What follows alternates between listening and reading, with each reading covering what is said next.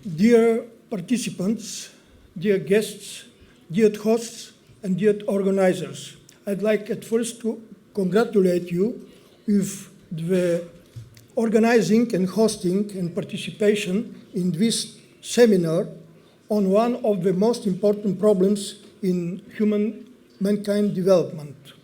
And second, I'd like to express my gratitude to the host and organizers to invite me to participate in this event. From the very beginning of the existence, human civilization has faced the problem of human relationships. Should these relations be on mutual respect or of mutual hostility? Worldly religions such as Buddhism, Christianity, Islam, and others try to solve the problem in their own way. But despite these enmities, conflicts, clashes between individuals and human communities have continued to be a key fact in the lives of people and societies. Today, the respect for human rights in the contemporary world is continuing to be one of the most important among the mankind problems. Human rights are standards that recognize and protect the dignity of all human beings. Human rights govern how individual human beings live in society and with each other, as well as their relationship with the state and the obligation that the state have toward them. Of course, there is the Universal Declaration of Human Rights, which is a milestone document in the history of human rights, drafted by a representative with different legal and cultural backgrounds from all regions of the world. The declaration has proclaimed by the United Nations General Assembly in Paris on December 10, 1941, as a common standard of achievements for all peoples and all nations.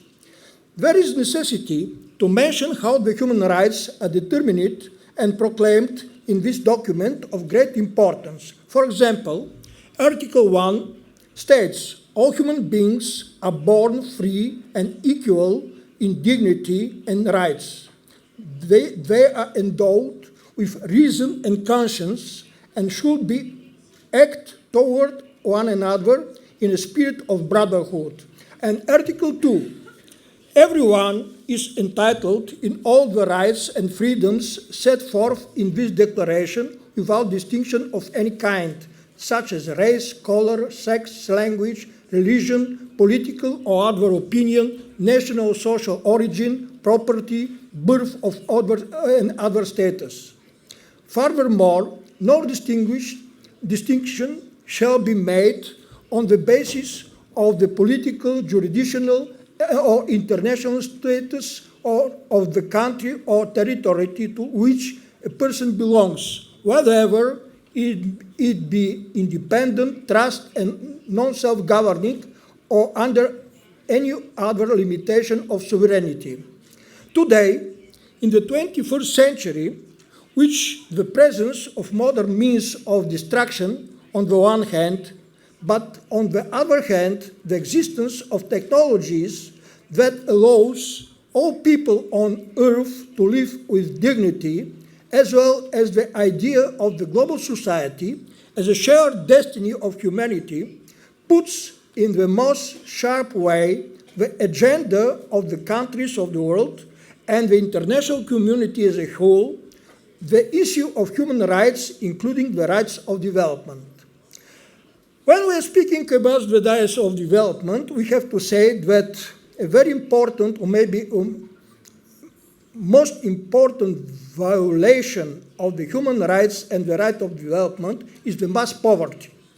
Poverty is characteristics of the economic situation of an individual or social group in which they can't satisfy a certain range of minimum needs necessary for life, maintaining the ability to work and procreation.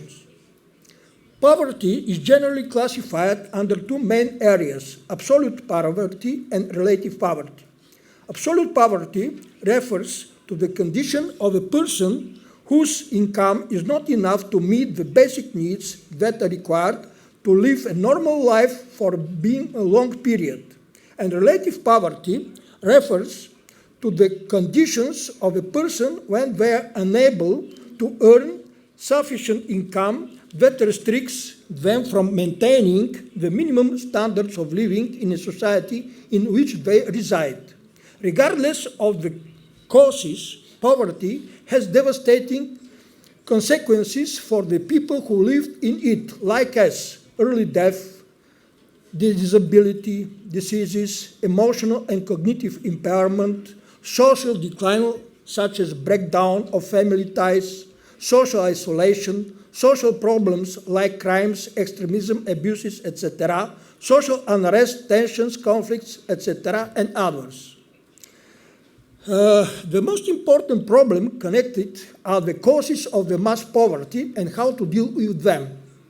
This is the critical point which takes the view that in the most cases, the main causes of the mass poverty have social roots. Especially today, at global level, the existence of the so-called neoliberal models of development are showing us that neoliberal mode of functioning creates bipolar type of society. Of the one pole are the super rich. On the other pole is the mass poverty. Neoliberalism is generally associated with the policies of economic liberalization, including privatization, deregulation, globalization, free trade, austerity, and reductions in government spending in order to increase the role of the private sector in the economy and society. The dominant neoliberal principle of the socio-economic life is the maximization of profit in the interest of personal and group interest. Profit maximization is freed from any other social and moral considerations. The ideological base of the neoliberalism as social, cultural, spiritual platform is postmodernism. Such philosophers as Jürgen Habermas, Daniel Bell, and others interpret postmodernism as a result of new conservative policy and new liberal socio-economic concepts, which is characterized by aesthetic eclecticism, fetishization of consumer goods, and other distinctive features of the so-called post-industrial hyper-consumer society. In the postmodern philosophy, as well in the postmodern culture as a whole, main thesis is the rejection of traditional values, including the humanistic core of the world's religions, as well as the rejection of the ideas of the modern, such as rationalism, the idea of the nation-state, the problems stated by thinkers as Karl Marx, Sigmund Freud, Albert Einstein, and the questions posed by the quantum theory. Postmodern questions whether these ideas can actually exist at all. There are numbers of concepts in postmodernism as a cultural phenomenon which are sometimes mutually exclusive. Frankly speaking, in postmodernism are implanted mechanisms of deconstructions leading to the disintegration of the human communities and societies. Briefly, in its content, neoliberalism is an expression of individual and group selfishness taken to its extreme level, which opposes it to the long-term interests of the development of communities and societies as a whole. Scholars tended to associate themselves with neoliberalism are the economists Friedrich Hayek and Milton Friedman, along with politicians and policymakers such as Margaret Thatcher and Ronald Reagan. Neoliberalism as a policy in world economy and international affairs manifested itself in the form of so-called American globalism, which means implementation of American-style globalization as a long-term project. According to this American globalism, In political terms, the goals of globalism are dilution of the national state and the creation of a global system of the so-called democracy without borders, where any country in the world that dares to oppose the US and the so-called monopolar world is accused of violating democracy and human rights and be punished accordingly. But the neoliberal global system, due to its internal contradictions, fell in crisis. All these facts show clearly the aggravating of the socio-economic, political, and socio-cultural situation at global level due to the system structural crisis of the neoliberal capitalism. Therefore, it must be stressed that only by overcoming the neoliberal type of functioning, only by following the principle of social justice, social equality, and social solidarity will be possible to defeat poverty and to respect truly the human rights for development and decent human life. Here, it will be reasonable to mention some concrete steps already made at global level as example how to overcome poverty. One such example is the so-called Belt and Road Initiative. You know well this initiative, yes?